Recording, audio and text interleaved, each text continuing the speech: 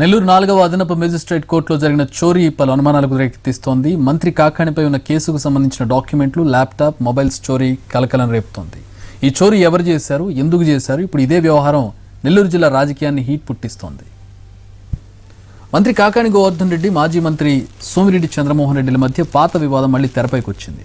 ఏకంగా కోర్టులోనే సాక్ష్యాధారాలు చోరీ కావడం కలకలం రేపుతోంది.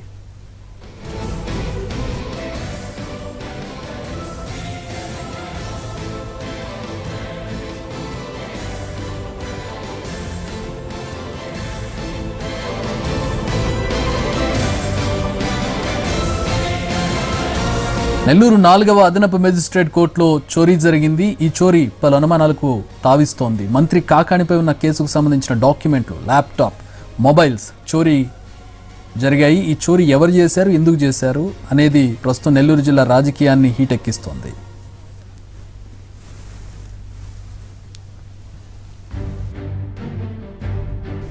మంత్రి కాకాణి గోవర్ధన్ రెడ్డి, మాజీ మంత్రి సోమిరెడ్డి చంద్రమోహన్ రెడ్డిల మధ్య పాత వివాదం మళ్లీ తెరపైకి వచ్చింది. ఏకంగా కోర్టులో ఉన్నటువంటి సాక్ష్యాధారాలు చోరీ కావడం ప్రస్తుతం కలకలం రేపుతోంది.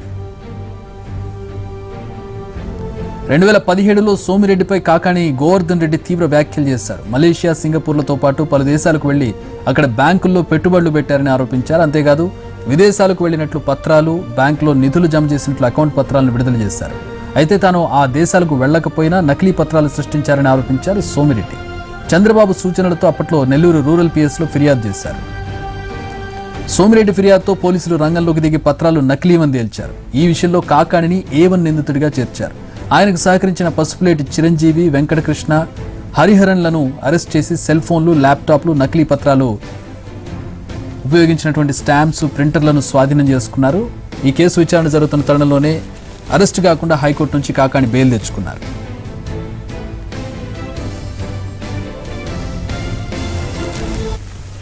అయితే ఈ ఘటనకు సంబంధించి మరిన్ని వివరాలు మా ప్రతినిధి అమర్ నెల్లూరు నుంచి మరిన్ని వివరాలు అందిస్తారు. అమర్, ఏవేవి పోయాయి అంటే ఈ సాక్ష్యాధారాలు ప్రత్యేకించి కాకాణి గోవర్ధన్ రెడ్డి కేసుకు సంబంధించినవి పోయాయి? అసలు కేసు పూర్వాపరాలేంటి? పోలీసులు ఏమంటున్నారు? కోర్టులో చోరీ జరగడం ఏంటి అసలు?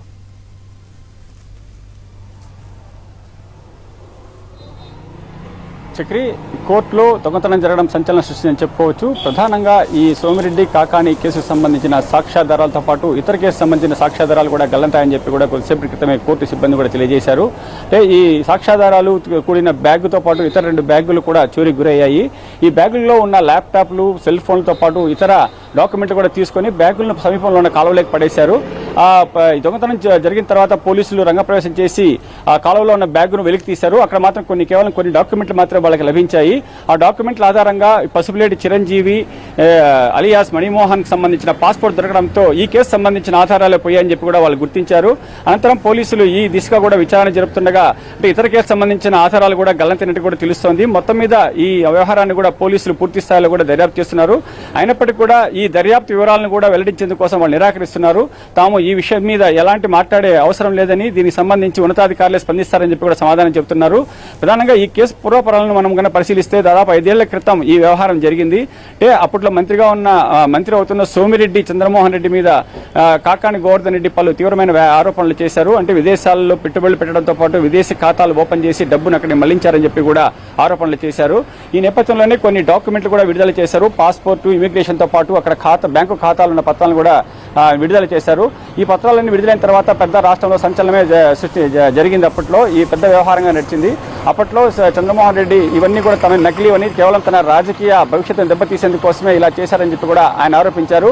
దీని మీద ముఖ్యమంత్రి సూచనల మేరకు పోలీసులు కేసు నమోదు చేయగా పోలీసులు కూడా విచారణ జరిపి ఈ కేసు సంబంధించి ఒక 3 ఈ నకిలీ డాక్యుమెంట్ల సృష్టికర్తలతో పాటు కాకాణి గోవర్ధన్ రెడ్డి మీద కూడా కేసు నమోదు చేశారు. ఈ కేసు అప్పటి నుంచి కూడా కొనసాగుతోంది. కానీ కరోనా వల్ల కేసు దర్యాప్తు పురోగతి సాగలేదు.